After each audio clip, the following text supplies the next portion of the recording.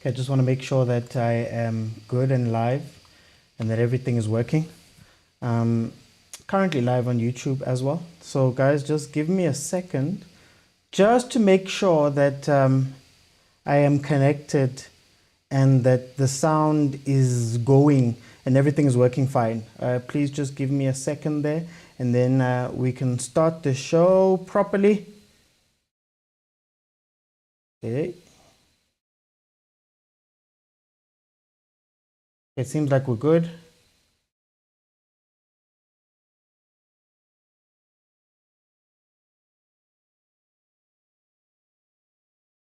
Okay, there we go. I think everything is connected. Everything is good. Welcome everybody to the GM Show Live. I am GM, George Mokwena.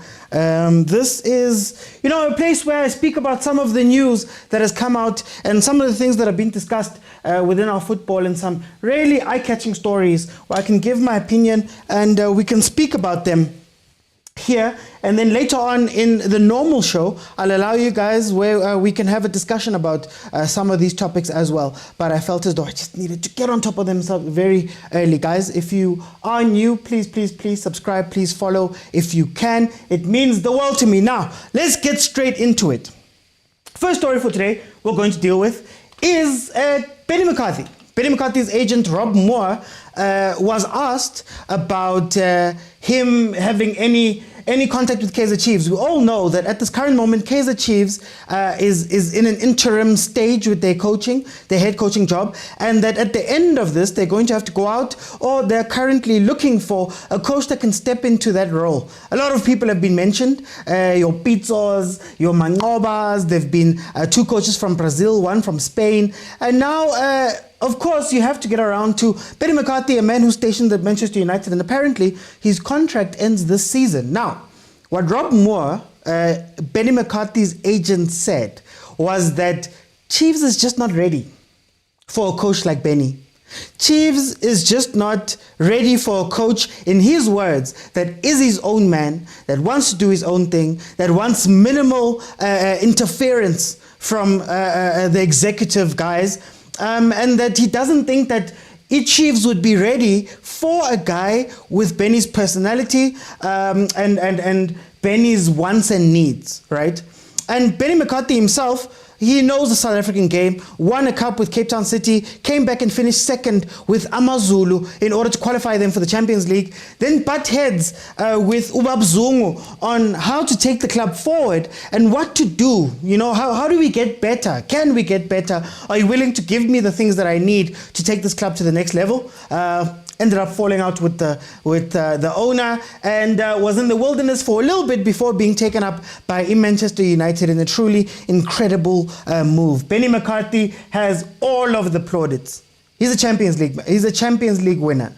He was a top goal scorer, second top goal scorer up there in England. We know what he's done for Bafana. We know how well respected he is around the world. So bringing him in, I don't think would be such a bad thing. I've been vocal as to wanting somebody like Benni, right, within that dressing room. Because for me, part of the problem with the people who are coming into Kaizer Chiefs is that they are small personalities, they have small CVs, and they tend to assimilate and do what management says and do what the players want and do what the fans want and end up getting shot in the foot because they're trying to keep so many different people happy, whereas Benni McCarthy has shown that he's got a track record of fighting and saying that mara guys, ngathi lento eniyenzayo is not correct here, right? So this conversation is very good, and I'm glad that somebody has said the quiet part out loud. Maybe when it's a professional, it's an agent, it's somebody who's with Abopeni who says it, you guys will listen. We have long understood that one of the big problems that's going to happen with Chiefs' pursuit of a coach is going to be the fact that they still use an old model. You come in, we tell you what to do, you deal with the scraps, you go and win us something, we get rid of you after 2 years. There's very little rocking of the boat that happens when these coaches are with us, right? But now we're in an age, and I think we're at a time where Kaizer Chiefs needs, the need at Kaizer Chiefs is for somebody with a big personality, a big plan to pull the club out of where it is right now. It's not going to happen internally. It's not going to happen internally. So the worry that whoever walks into Kaizer Chiefs is going to walk in and not have control and not have power and not have the sway in the background and not be able to fight with them taungs, to know that that is the type of coaches that they're looking for. People who are going to be yes men. People who are going to come in and toe the line and continue exactly how things have been going. That is the issue, and I'm glad that agent Yaga Benni Rob Moore has come out and said that out loud and said that that is the issue here. Guys, we all know what we need. We all know what we need. For me, I've always said these are the things I look for when I look for a coach at Kaizer Chiefs. I need somebody who's got their own, who's self-motivated, who's starting off by themselves, who've got that thing internally, who want to win. Because if you come in and you're going to take your marching orders from the club is not serious about winning like that. Let's be honest. And some of the people have been there for so long that you question whether there's going to be new ideas that are brought to the table at this time that the club is sitting at. So you need somebody who's going to be self-motivated. Who better than Benni McCarthy? Who better than the man who looked at Ubab Zungu and said, Marabab Zungu, are you serious or not about us making this club better? That energy would be incredible at Kaizer Chiefs. You need somebody who's got who's got their own accolades. You need somebody who's bigger than the dressing room. Somebody who may even be bigger than Kaizer Chiefs in a way. Does Benni not fit this criteria? Champions League winner, a top goal scorer of Bafana right now, a guy who's gone all over the world, who's won trophies, who's won a trophy elsewhere, who's taken an unfancied club somewhere. Do you think that those players would be able to hold the power over Benni that they hold over other people? And it's not just Benni. I'm just giving you an archetype. Pitso fits this archetype. Pitso does well in this regard. I think you need somebody, again, who's not afraid to get on management's toes. To step on them. To say that this is what we need in order to go forward. He fits the mold there too. He's got a little bit of experience now. So we can also look at him and say that, hey man. But what I'm taking away from this conversation is, at the end of the day, if your agent can come and say, look, they have not contacted us, but even if they were to contact us, I don't think this club is ready for Benni McCarthy. That signals that there's something bigger at Kaizer Chiefs, and I would love when we have these conversations in and amongst our friends, on the internet, wherever we have these conversations, remember that I don't think a coach will fix this. And the coach that comes in would not have the power to be able to fix. And maybe this is a South African problem. Maybe this is a South African problem. Maybe the problem lies with our teams and how they view ownership, how they view running of the club, how they view coaches, and what needs to be done, and whether they're serious enough. We spoke 2 days ago about Sundowns being a serious team. A serious team brings in everybody that needs to be brought in and be proper. Guys, can you hear me? Can you hear me, guys? Is the audio breaking or something? Just let me know there in the comments if my audio is fine.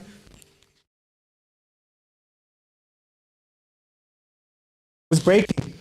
Okay, let me just make sure of something. Am I good now? Am I good now? Okay. I'll sort it out. Just guys, let me know if I carry on breaking. Oh, you know what? Let me hold it like this. Maybe this is the problem. So that's why I'm saying that for me, that is the issue. That is the issue with Kaizer Chiefs. Now, and maybe with South African football, that we speak a big game. Our clubs speak a big game. Our clubs tell us that they want to do all of these big things. our clubs come out with very good English, put out king statements and give us quotes and all of that. But what happens at the end of the day when we need them to be there, to actually put their words, their money, their resources behind these clubs? Guys, I'm going to move on to the next topic. It seems as though I'm having some issues here, guys. Apologies for that. I just want to make sure that everything that I'm doing is proper before we move on. Okay, let's move on to the next topic. The next topic, Roger Dessar has come out. He was asked some questions, and he had some statements to make, saying that he feels that money is one of the big issues as to why our players don't go overseas. In fact, he says that we may think that there's a lot of money overseas. We may think that the opportunity is incredible overseas. But in actual fact, there are PSL clubs that pay you as much as those clubs are going to pay you. And if you're going to be playing for a mid-table team,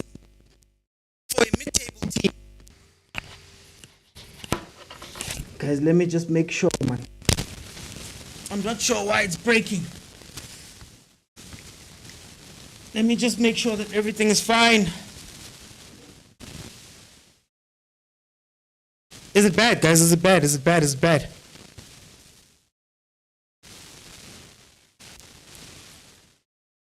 Okay, let me just make sure that this is cool. Okay, so actually, I think I might know. Apologies, let me just do this quickly. Hopefully that helps out a little bit. Yeah, but anyway, Roger Dessar has come out and said that money might be one of the big issues as to why South African players aren't going overseas. And he says that, if you're going to go play for a mid-table English team, they may look at that and say, I might as well stay at Sundowns. I might as well stay in the PSL because I would get that money. I might have better resources and a better life here, better purchasing power and all of those things. So it becomes a comfortable place for them to sit when they come into this, they're in this league, He also says, later on, to give him credit, that at the end of the day, it takes a lot of discipline in order for your players to go play overseas. It's not as easy as getting on a plane and getting over there and just plugging in and playing. And it might be another reason why the players don't want to go there.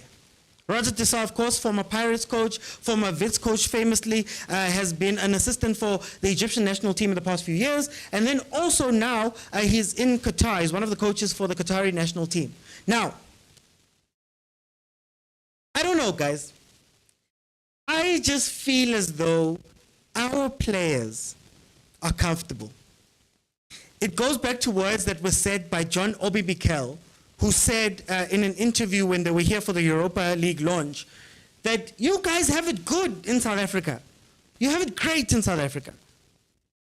As a Nigerian, I have to leave my country in order to go make something of myself, in order to be able to get some money. I have to go. Whereas South Africans have a league where you're going to be paid well,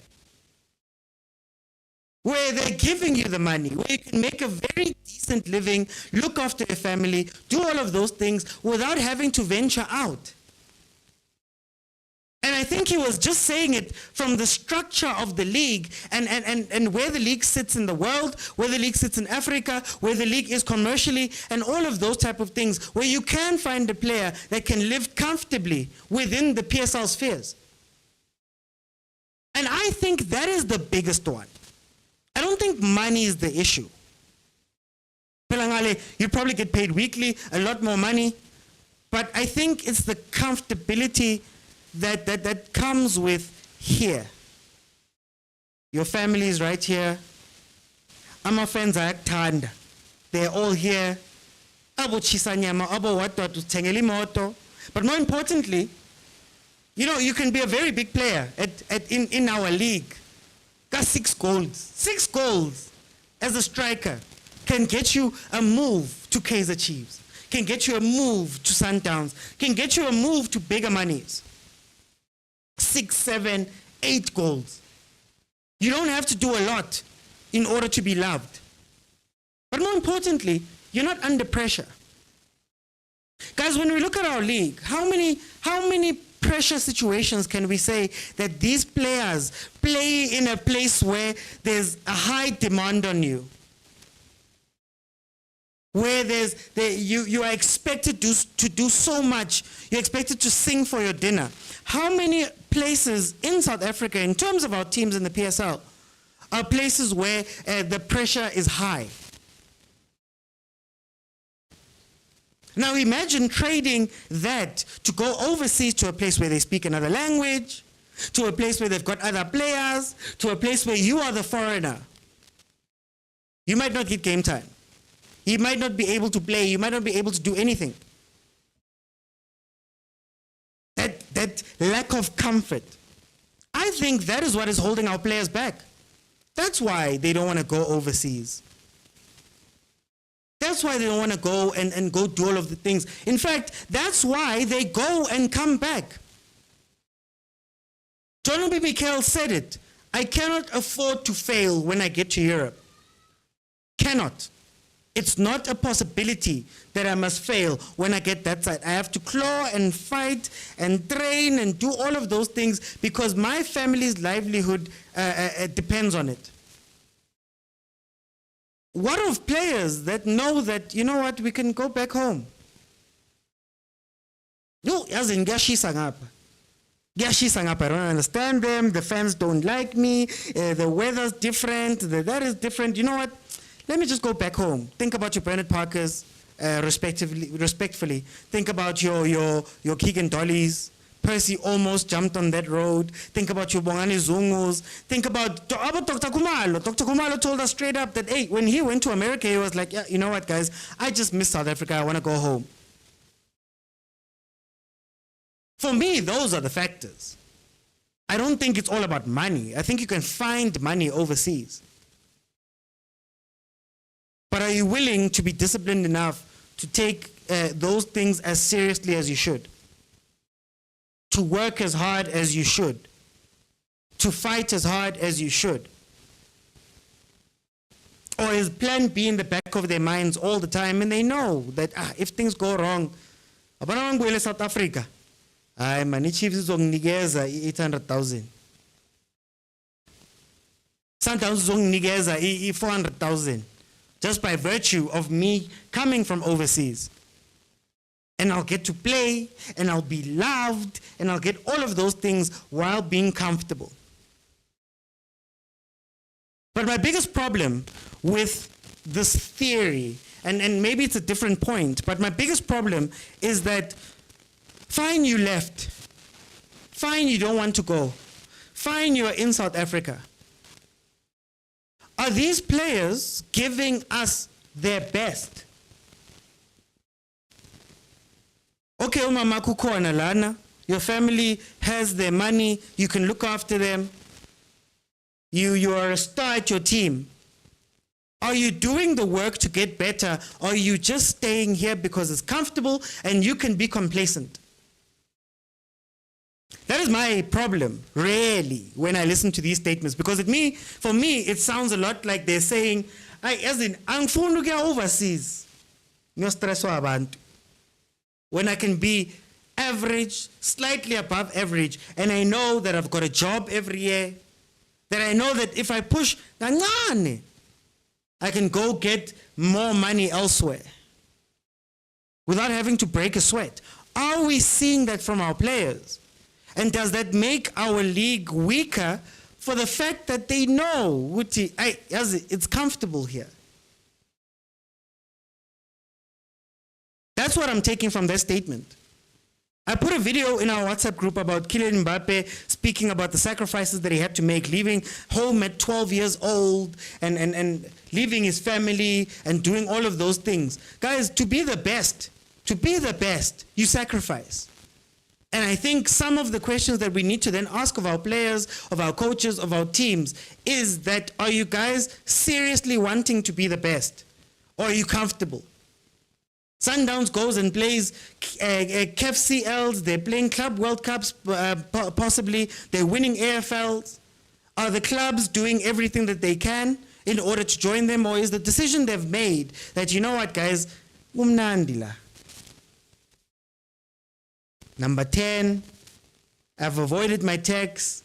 Number 10, you know, I'm not going to get relegated. I'm not going to put in more than I need to. We just spoke about Benni McCarthy just previously, where Benni McCarthy was looking at Bab Zungu and saying, oh, Mara Bab Zungu, I want to take this team to the top of Africa. Are you with me? Ended up with Benni McCarthy leaving. So are we creating a place where it's complacency? And will that hurt our players going forward? That if you don't play for Sundowns, for example, you don't have international goals that you can meet. Are you happy with that? But then, to his point, to Roger Tissa's point, and maybe to the opposite side of the coin, the next topic that we're going to speak about is Cassius Mailula. Cassius Mailula was a bright player at Sundowns, a bright spark, a bright young player that we were assuming was going to scale the heavens, and he was going to be one of our best players coming out. He chose to leave Mamelodi Sundowns and go overseas to Toronto FC, to go play in the MLS. Dream move, it's America. He's spoken about how he wanted to feed his family. And maybe the money that he was getting at Sundowns, or maybe the prospects they could have gotten at Sundowns, were not quite what we think they are. So he decided that, you know, the best place to go is overseas. But that dream is becoming a bit of a nightmare right now, because he's at Toronto FC and he's not playing. His coach has come out to say that, you know, we've got Bernadeschi, we've got Insigne, former Napoli and former Juventus players respectively. They're there. I can't play him before those guys. And a lot of people have been saying, no, stick it out and play. Maybe you'll get a chance. Others have been saying, come home. But to Roger Tissa's point, is the risk a bit too hard or high for a player to go that side? That maybe it's not going to work out for you. That maybe you were just too eager to go that side and things are not working out, and maybe it would have been a lot better for him to stay at Mamelodi Sundowns, have another 2-3 years at Mamelodi Sundowns, play your CAF Champions Leagues. He was going to be one of the starters, if I'm not mistaken. Maybe Ribeiro's not here, if not for him leaving. You get to play the CAF CLs, you can play a Club World Cup most probably, you can do all those things while being comfortable at home in South Africa. And should Sundowns need to get rid of you, I'm sure there's other people that will pick you up immediately. But again, I think this Cassius Mailula situation points to a far bigger issue within our football. Our agents, our managers, are they in it to create long-term opportunities for these players? Or are they in it for a quick buck in a new league, and then we might never see this player again? He might never get to those heights. He might not develop to the point where we want him to develop to in order for the country to be to benefit from a Cassius Mailula. Is enough work being done behind the scenes to make sure that these players are going to teams that are going to be good for their future? You know, maybe it's because I watch a lot of American sports, and it's not to say that they're perfect, but when you hear their agents speak about their players and why they're moving players here and there, you can see it's a game. Okay, we're going, here's Toronto FC, they've tabled an offer. They've already got Insigne, they've already got Bernadeschi. What are our chances of us playing, especially because this team is a relegation team? They might be looking to survive every single game. So those players that they're picking are going to be the top guys. When we look at the other teams, okay, Uplom, Salt Lake City, you know, you've got a South African coach, Bradley Cornell, right? He's the head coach there. So he's got maybe a soft spot for South Africans. Then he goes that side, and he also sees Gutaiman. They've got a shortage about City Ngangena, man. Ngangena corner. I've got a South African coach. They've got a shortage. I can get something there. That's the thinking that I'm hoping, or I believe, that agents are looking at. But now you look at Mailula, who's gone over that side, and he's not getting game time. You look at Abo Musliamedi, left and went to Cyprus, if I'm not mistaken. Nay, imali khona, ngisayinile, yo kumnandi, this is my new life. A few months later, he's back. Or he had changed clubs, then he's back. The list is long. Abo Parker, Abo Zungu not getting their chances, even though Zungu might have messed it up for himself. But Abo Zungu, are we built? And is our scouting, our agents and managers built to create long-term opportunities for these players?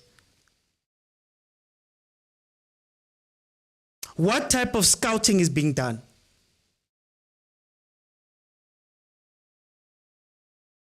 Cassius Mailula said that, in his mind, he didn't want to be part of these conversations about where he's going, what offers are on the table. He trusted his manager to come in and make that decision for him. Are our players also to be looked at here and maybe not to be let off the hook? Should we look at them and say, Cassius, it's your future. Manager yako ikulmile sharp. But did you do your own research? Did you listen to the other offers? Did you know all of these things beforehand? And should you have known all of this? And is this part of the player education part of football that's lacking? I have so many questions about these moves, but it's not the first time. In fact, you see it in our league, let alone going overseas. You see it in our league. Cassius was lucky enough to be at Sundowns. Khona abantu that have signed for teams, it's not looking good. And you wonder, what conversations did you guys have before making this deal? Ngiyayibona Pirates inabo number 10 by 6. Ngiyaphi? I see Sundowns is stacked. Where am I going? Could it benefit me to stay at Cape Town City for a year or two, build myself, or maybe then go overseas? What is the long-term planning that comes to our players, to our football? And we can't say that these people don't have examples, guys. We can't say that these people don't have examples of what they're doing, where to go, how to move, how to do all this stuff. But it seems as though it's money first.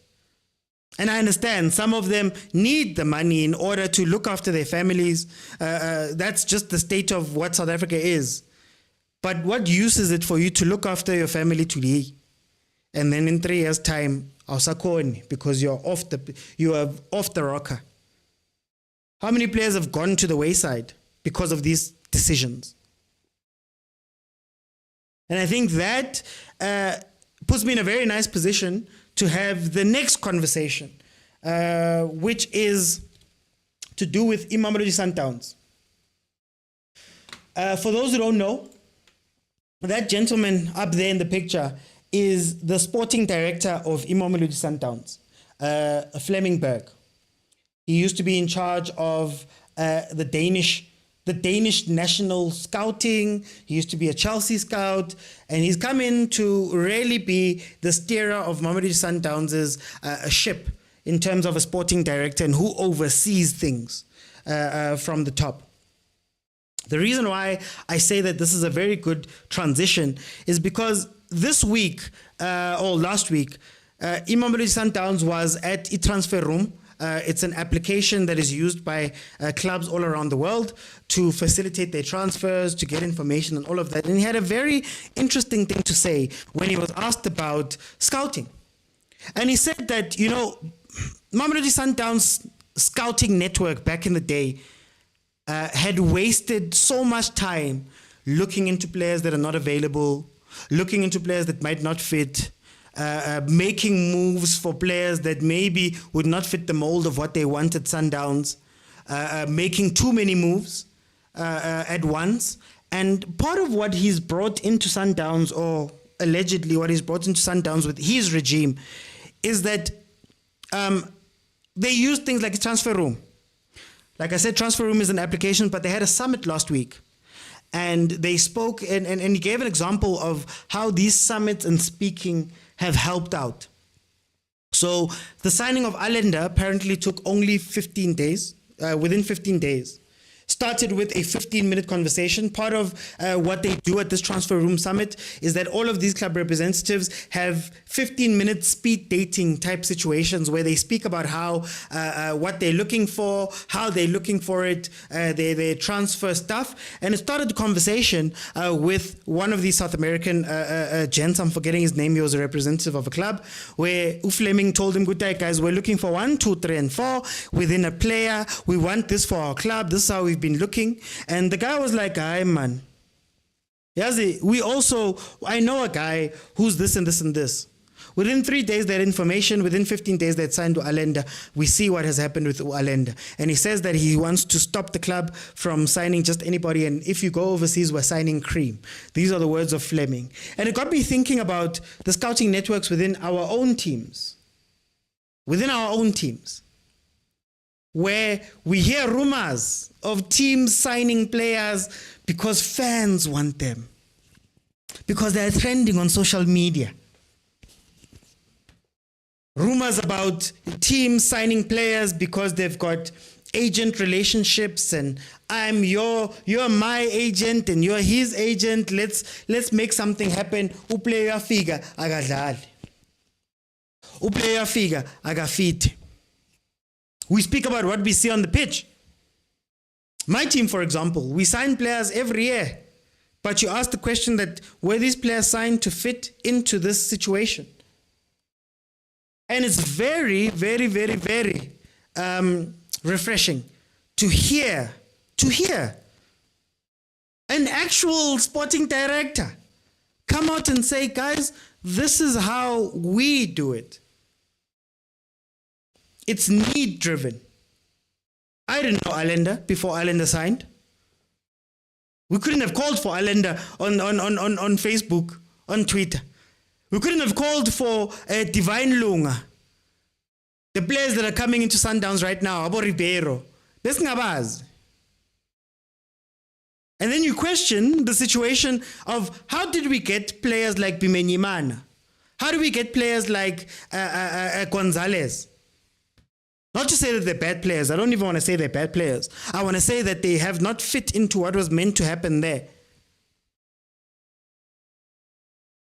Same overseas signings, same regions. What is the difference?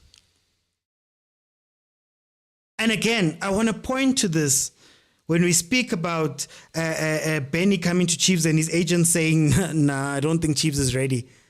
When we speak about Cassius Mailula going over to Toronto FC and Shem, he hasn't been getting game time at all. When we speak about the wonderful signings that Sundowns makes out of the blue, what are our teams doing when finding players, when finding coaches, when doing all of these things? Is it for the betterment of the club as a whole, or is it just, man, hey, we need to move some money this season to make people feel happy. We need to bring in some new players so that it feels like we've done something this season. Yeah, that guy has just left a big team. We need to bring him in. I don't know if he's going to fit, but we need to bring him in because he's a big enough name that it looks like we're serious. Instead of for us saying that, is this moving our football forward? And I want to say another thing. I don't think it's also about budget. What I'm asking about here is Allende, for however much money was spent on bringing Allende in. However much money was spent, great, it was spent. Abo Allende, abo Esquivel, great, it was spent. But look at the fit. Is it too much to ask players to ask teams who keep telling us that they don't have money to say, okay, guys, you don't have money, spend it well. Pimenyimana was a contract. That's money. Gonzalez, fine, it's a loan, but that's money. The other players that have come into the team over and over again, that's money. The coaches that have come in and had to be fired and moved on and contracts paid out, that's money. It's all money. Fine, don't get an Allender. Can you get me somebody that's going to fit into the philosophy of what you're doing? Because the most important part of this conversation, guys, is that Fleming went to this transfer room knowing exactly Guti and their scouts and their team, they've spoken, they've come to grips with, we need this, we need that, we need that. He went to these things and could have a 15-minute conversation knowing exactly what they need, knowing exactly what they want, knowing exactly who to bring in, knowing exactly who to bashota gupi.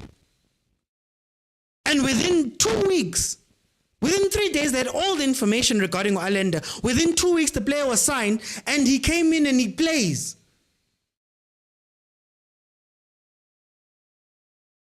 That's incredible. Do people at Kaizer Chiefs, do people at our PSL clubs know what they want? Let's start there. Do we know exactly ukuthi sifuna ukudlala ini? 1. Okay, siphetha bobani? 2. Coach wabobani? 3. Sishota kuphi? 4. Do we even know, guys?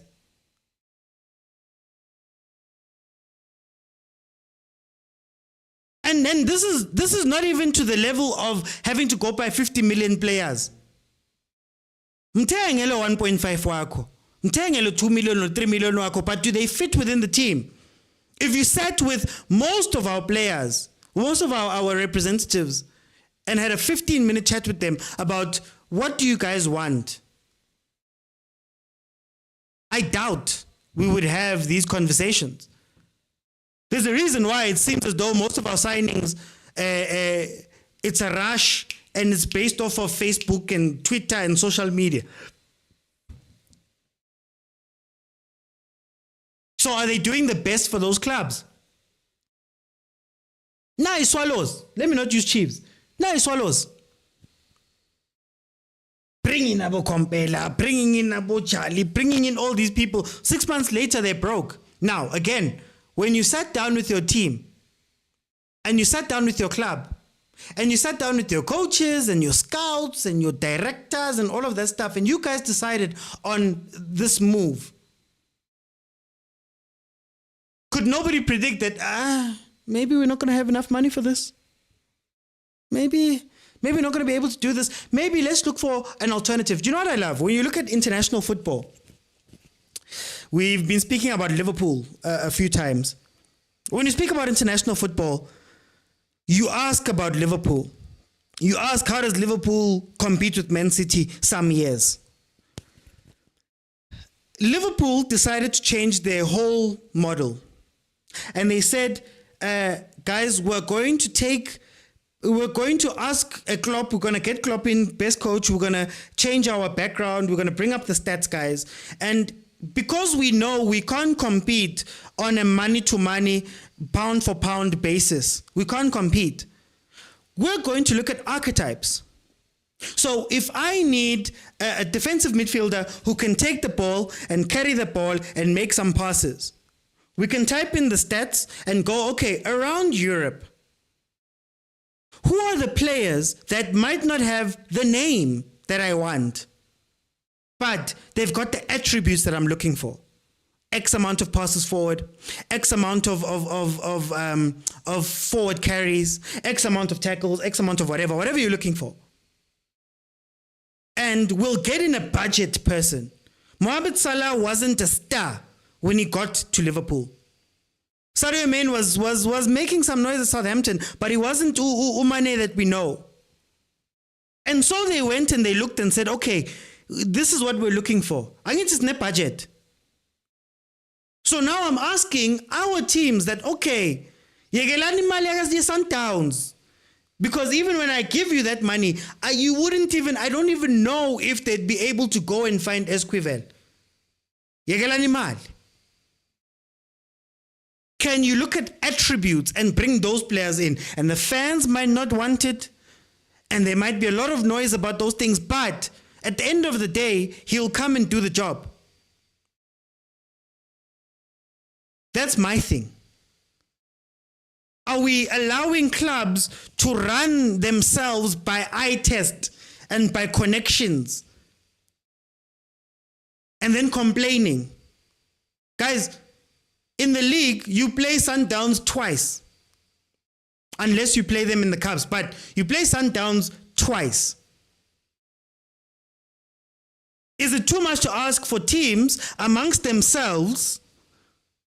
Can we have better organization amongst ourselves, different resources, different whatever, where at the very least I know what you're playing? I love Supersport. Supersport finishes third almost every season on a shoestring budget. Why? I know what I want to do. What of the bigger teams? And that was very interesting. That's all. I was just pointing to the fact that here's sporting director says Sundowns coming out and saying that, guys, in the past, we've been taking too many risks on signing so many different players on the assumption that they might work out. Sometimes we may even spend too much money, too much time and resources going out and scouting players that may never, they're not even ready, they're not even available to be signed by us. And I'm like, is there not a way for us to do that, even if it's at a smaller level? There are teams that sign a lot of players every season. They don't fit, they don't work. We end up calling the players trash and saying all of these things and all of that stuff. But then at the end of the day, you have to ask the question, Guti, when we've signed that player, was there a plan and a philosophy and a style of play? Did we understand what we're missing? Could somebody on the bench could have not done that job so that we don't get that contract in? There's so many questions, man. There's so many questions that I have. And for me, it's not even about the value. I don't think there's the value question or them being cheap or expensive. My whole point is, again, Sundowns shows you what it looks like when you have serious people, you have a serious team where you are looking first and foremost for the good of the team, whatever the money is. Because a lot of our teams have wasted money, wasted our time, wasted our support, wasted a lot of these things. But anyway, guys, thank you guys so much for joining me. For those who are just joining, it will be available on full on YouTube. We spoke about Benni McCarthy's agent saying that Chiefs is not ready for a coach like Benni. It wouldn't work out. We've spoken about Roger Tesfa saying that some of our players, money might be the issue, that some of our players don't go overseas for, but they're also not disciplined. We've expanded on that a little bit. We've spoken about Cassius Mailula as an example of maybe it going wrong and asked the question that, guys, when they go overseas, has enough adequate work been done to make sure that the player's future is set? Or are we just throwing them into deep waters and expecting them to swim out of the blue, and we wonder why they come back, and maybe our players are too comfortable in South Africa? And then lastly, now we spoke about Mamelodi Sundowns and a brief glimpse into how they do their transfers and some of the methodologies that they have behind. Guys, we're going to have the normal show at 7 p.m. That is where I open it up. And we have discussions. Bafana played yesterday, an incredibly entertaining match. So we're going to talk about that a little bit more. If you have not followed, please do me the favor of following.